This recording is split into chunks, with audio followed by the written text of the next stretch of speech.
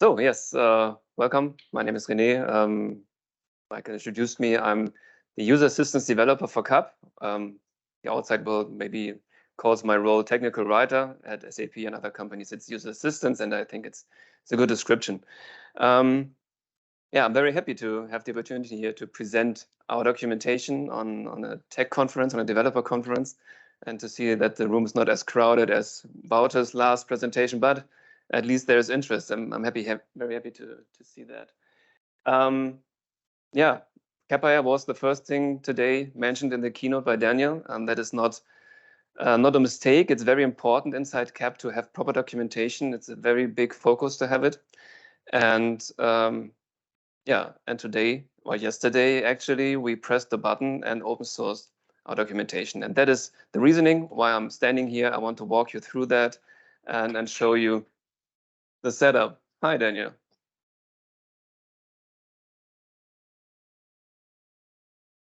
Yeah. For me, an important thing to mention about CAP and Capire is the experience is that most important thing in CAP. Yeah? We live in an experience economy. Everything is around experiences. And when I'm writing documentation with my fellow colleagues, it's always about experience. It's always about ease of use, about the first touch, making it easy for you to get in touch, to get started. And I hope you also see that and feel that the same way. Yeah, before I go into the open source part of my presentation, Daniel showed a little bit the features that we now have with the new framework. But nevertheless, let me briefly show it to you again, in case you missed it this morning. The famous dark mode that has been requested quite some time by some people is now there. It's also available as a shortcut. Daniel has shown that also this morning. So by pressing the dot, you can switch it around however you like it, in case something is not very accessible to you because the colors don't match for your experience, then you can switch it around on every page if you want to. We have other shortcuts, and those are also context related. So on this hero page, we have those three shortcuts, but on other pages we have different ones, and I want to show you those as well, just to get an idea what else is there. So for example, in our getting started in a nutshell, we do have that switch for Node.js and Java. On the same page, there's a Node.js getting started and a Java getting started. It is switch around. For that, you could use the key V, yeah, or use the button that Daniel showed this morning as well. That's on the upper left-hand side. Another icon that Daniel showed is the notebook button. There's later on today a session that will go into the details of that. Very interesting. I can recommend that session definitely. What I want to show you with regards to the Node.js and Java toggle here is how it changes things in Capire. For example, on this page, if you switch the toggle, you just see minor changes in this topic table of content. Here at the bottom, there are changes. For all others, the section titles are stable, but inside those sections, the content that is runtime specific. We have other, for example, the deploy as SaaS guide. It's also available for both runtimes. There it's much more obvious if you're in Java or Node.js, because there the whole table of content basically inside the topic changes. Yeah, so even if the table of content doesn't change, that doesn't mean that there's not runtime specific content. It is there just inside the sections. Yeah. Did I miss a toggle? No, I think not.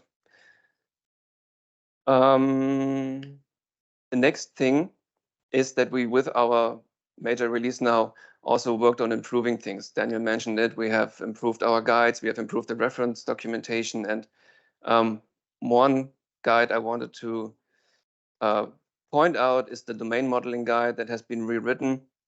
You see that it now has step-like a walkthrough approach, 1, 2, 3. It has a lot of reference content still. It's not a walkthrough guide like deploy to Cloud Foundry guide that you can start at the top and at the end you have a deployed application. That's not the case here, but nevertheless you get some guidance going from one to the next steps, how we envision that it makes sense that you approach the topic of domain modeling. The reference documentation, I have to admit, I'm myself, of course, not a Node.js developer. I'm a technical writer. I can't really go into the details of that documentation, but it has changed quite a lot. So please let us know how you experience that side of documentation. Do you find what is necessary, and how you would see we could even improve it? I mean, that's all part of open source, right? We want to improve it. We want to get your input. And talking about open source, we can now use this shortcut that Daniel also showed, edit on GitHub. But I won't show the flow editing on GitHub. I will show it with a clone of the Capire repository working locally. I want to show it in Business Application Studio, but let's call it locally. I used my trial account for that. That is already running. I called it Capire, but it's empty yet. So I'm going into the repository to clone it. Get the URL. I will just clone it here. Already done. And open the docs repository.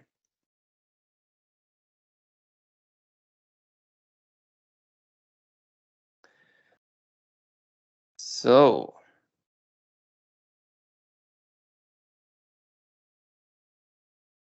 yeah, I don't need that. Right. So the first thing we need to do when we cloned it, we need to do the setup.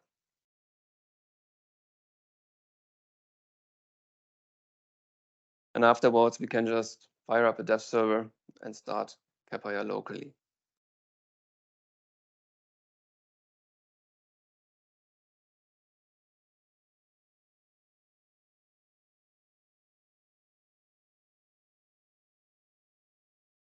There it is. Press the famous pop-up. There it is.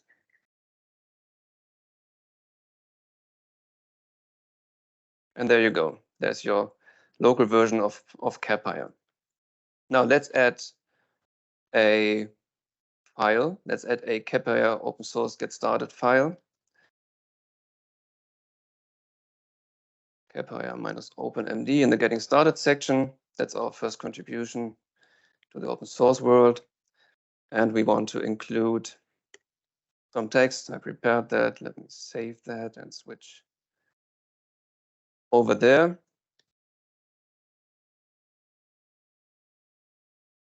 That. Go away, right?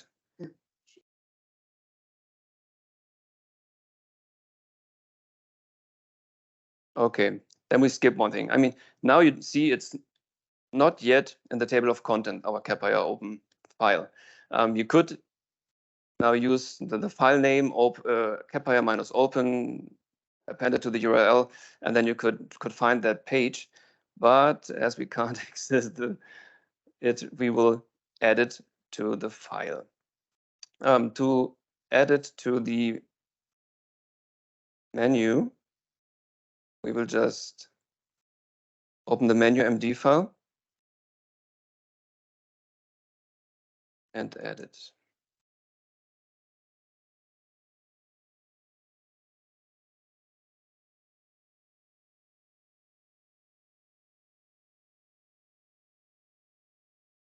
All right, save it. This is the one time where you need to kill your dev server and press R. Nice one. I killed it. I started again. Doesn't take long. And then we will see file.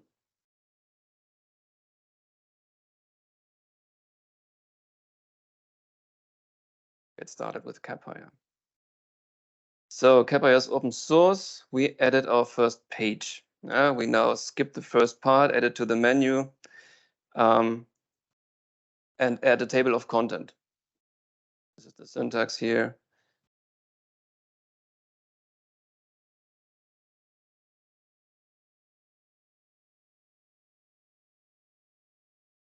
Add it here at the top.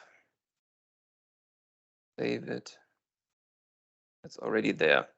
That's a really fast turnaround. That's enough preparation for now.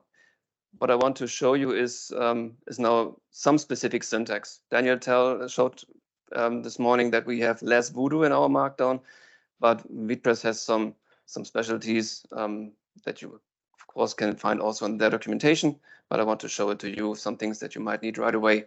For example, the different type of nodes. If you want to add a tip, you see here the syntax for that and how it looks in Capire. Same is here for a warning and for a danger node, in case you would need to do to use that. Some specialty that we have, our famous learn more links, as we call them, those that are under a section where you have then some information that you might need later on, or if you want to dive deeper into a topic, then you find that there. If you want to add a link like that, this is the syntax that you need to append to the Markdown link that you just created, and then it renders nicely that way. Another thing is the code groups. So code groups, we do use that for two use cases. One is we do even use it for a single code block just to add the file name to the code, because it's, in our experience, it's good to have the file name directly at the code and not in a line of written text above that code. So we try to use that also for single code blocks. But in our example here, I just provided two. You can use that if you have runtime dependent content in a page that has not the profile yet, or if there is some Mac Windows specifics or a preference thing where you'd use different shells, and we provide you with a different syntax for that. Then we would put it in a code block. Yeah, Java Node.js profiling. That is maybe something you need if you want to create a guide from scratch, or if you enhance a guide that not yet has runtime specific content, but you want to add something to that. The important thing is to add some front matter. I added it here, and we will just add it at the top. If you are going to edit a page in Capire, you will find much more key value pairs in that front matter. But for our use case now, it's just the input variant true. And by adding that, you immediately get that toggle here at the top. It's then there. And we have prepared here profiled content to show you the two ways that we profile content. I mentioned that before. It could be a whole section that is profiled, or it could be just content inside a section. And here, the first thing is just profiling paragraphs or multiple paragraphs, even notes, whatever you need inside a section. You would do it with that div statement here. And we can see here that we are now in the Java version of that guide. If we switch it around, we get the Java sample text. The other option is to put that profiling on the header. Then all the text, everything underneath that, also in this case, it's a level 2 header. Even level 3, level 4 headers would be profiled the same profile. It's inherited down. And we have an example here. Now we see the Java header as we are in the Java version of that guide. And if we switch it around, we have the Node.js header. All right, almost at the end. What else do I need to know? Open source, we do, of course, pull request reviews. Main branch is protected. We want to review them by our teams, of course, our technical experts, and then language and other editing by me. Here, this node By the way, this is an info node. It's another type of node that we barely use, but I used it here because I want to mention, if you contribute to Capire and your pull request is merged, you might wonder why it's not immediately visible on CapCloud's app. This is because it's only visible until we publish Capire, and this is an internal workflow, so it could take a week. We want to continuously deliver Capire, but it could take a few days until you see it on CapCloud's app. We have some GitHub actions implemented for broken links checks, inclusive language, so basic things. Publishing, as already mentioned, is in general that we want to continuously publish Capire, and the infrastructure is not accessible to the community as we are mixing in content that is internal. So the eagle-eyed might have seen that our, for example, in the header, there's less content, that some things are missing here. So we have some content that we did not expose yet, did not put into the open source repository. This is, of course, then something that is missing for your local clone that you cannot contribute to yet. But of course, there's a way to contribute to that as well. We now are in GitHub. We are open. There are issues. You can open issues. You can use them to send us suggestions, to send us whatever you feel is missing, what you want to have fixed. Of course, you could use the community as before. Some of you did that in the past. But I guess we will find ourselves in GitHub issues pretty soon. And also there, if you miss a guide, if you miss content that you would want to edit or contribute to, let us know, and then we can find and discuss if we can expose that to the open source repository. Yeah, and to end it up, yes, in time, use issues. I'm really happy to get in touch with you to improve our documentation, get the feedback, get the contribution. Yeah, very happy to be part of the community now, and yeah, looking forward to everything that comes from you. Thank you very much.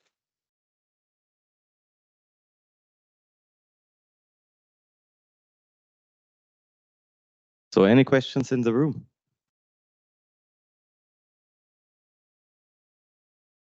Not a single one. Yes. Thanks. Great presentation. There's maybe a remark. I had a question that I answered by trying out the links. When you use a node or the Java variant, typically as an end user, you are one of both. The links contain this variant. So when you provide links to colleagues or so, then you automatically land in the right variant. That's maybe important. Yeah, Capire remembers your choice, and of course, you can send runtime specific links to colleagues. Yeah. Thank you. Good to know. Just really the thank you that this is now there. And the best thing is, of course, that it's available for cloning and you have it offline. So that's really also a benefit. But can you explain, there was somewhere like show local or local host switch in the shortcuts? Yeah, if you are now in CapCloud's app and you have Capire also running locally, you could just press L and land in your locally. And now I'm not really local. I'm in Business Application Studio, but if I would run it locally, that would find the same page locally in your edited way, however you improved it.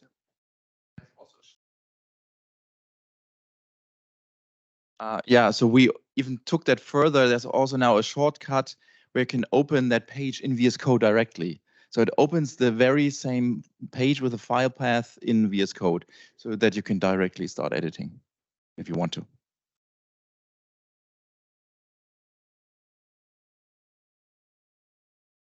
Any more questions, comments, tips and tricks? Nothing online? So last chance in the room? Okay, if not, thank you, René, for presenting us. Thank you very much.